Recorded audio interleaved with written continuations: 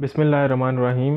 आज का जो हमारा लेक्चर है वो बेसिकली डेटाबेस के ऊपर है। आज हम डेटाबेस को अंडरस्टैंड करेंगे कि व्हाट इज़ डेटाबेस, और उसके बाद सॉफ्टवेयर्स को एक पढ़ेंगे कि कौन सा ऐसा सॉफ्टवेयर है जो हम डेटाबेस को यूज़ करने के लिए, डेटाबेस को मैनेज करने के लिए हम यूज़ करते हैं। कौन से ऐसे इंडिविजुअल्स हैं जो डेटाबेस को बेसिकली कंट्रोल करते हैं, डेटाबेस सिस्टम को मॉनिटर करते हैं।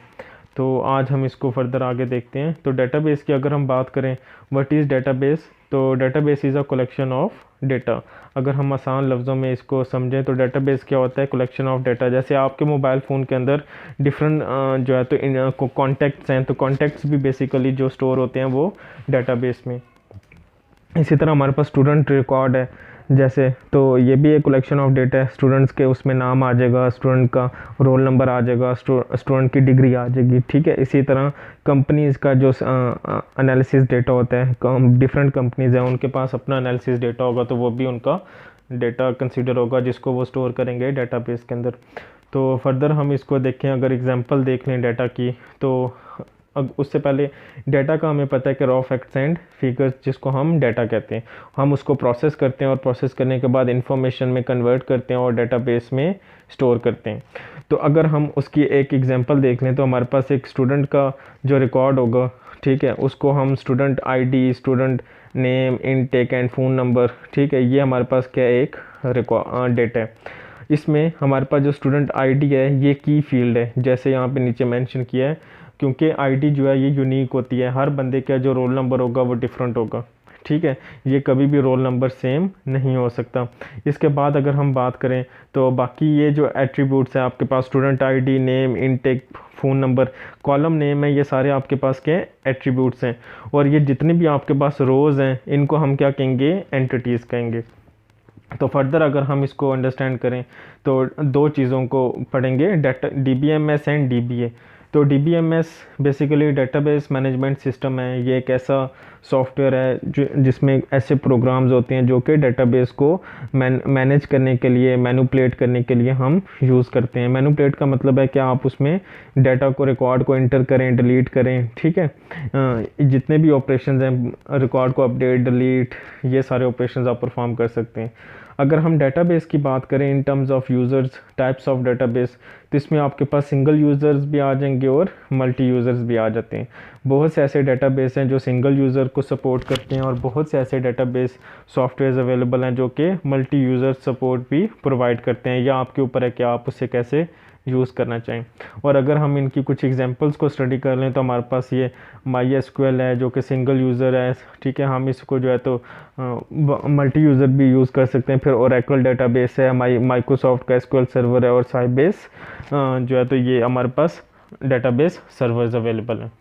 अगर हम डेटाबेस मैनेजमेंट सिस्टम की फर्दर एनालिसिस करें तो कौन कौन से ऑपरेशंस परफॉर्म कर सकते हैं? Read, update, create and delete, ये चार मेन ऑपरेशंस हैं, ठीक है, जिसको मैंने अभी पहले बताया था कि मैनिपुलेशन का जो है ये फंक्शंस हैं। डेटाबेस एडमिनिस्ट्रेटर कौन होता है? ये वो इंडिविजुअल्स होते हैं जो डेटाबेस में वैल्यूज़, डाटा को स्टोर करते हैं, फिर उसे ऑर्गेनाइज करते हैं और देखते हैं कि कब किस चीज़ को जो है तो उससे रीड करना है और कब किसको अपडेट करना है और किसको डिलीट करना है।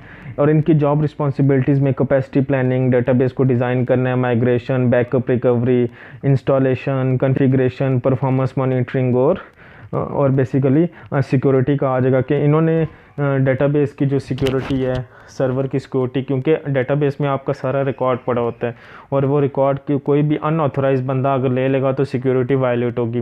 तो डेटाबेस एडमिनिस्ट्रेटर्स वो इंडिविजुअल्स होते हैं जो इस चीज़ को इंश्योर करते हैं कि कोई भी अनऑथराइज पर्सन आपके रिकॉर्ड तक ना पहुंच सके।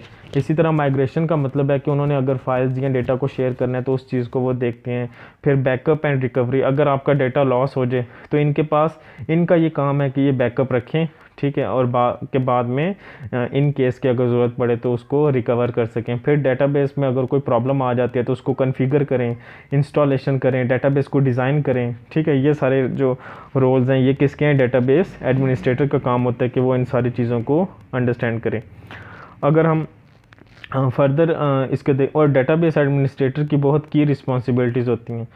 तो अगर हम कुछ एग्जांपल्स की बात करें कि कहाँ कहाँ पे हम डेटाबेस को यूज़ कर सकते हैं, तो उसमें बैंकिंग आ जाती हैं, डिफरेंट बैंक्स, जैसे नेशनल बैंक है, यहाँ पे हम डेटा बैंकिंग में डेटाबेस के बगैर तो कोई बैंक सर्वाइव नहीं कर सकता। इसी तरह डिफरेंट ऑर्गेनाइजेशंस है, जैसे पाकिस्तान में नादरा है, ठीक है। फिर एजुकेशन में डिफरेंट यूनिवर्सिटीज़ हैं, उन्होंने अपने स्टूडेंट्स का जो रिकॉर्ड रखना है, फैकल्टी का रिकॉर्ड रखना है, वो डेटाबेस में स्टोर करेंगे। और इसी तरह अगर मैन्युफैक्चरिंग की इंडस्ट्रीज़ हैं, तो उन्होंने अपना जितना रिकॉर्ड रखना है, या मैन्युफैक्चरिंग के उनका जितना भी रिकॉर्ड होगा जो वो डिज़ाइन बनाएंगे, वो कहाँ पे स्टोर करते हैं, डेटाबेस के अंदर।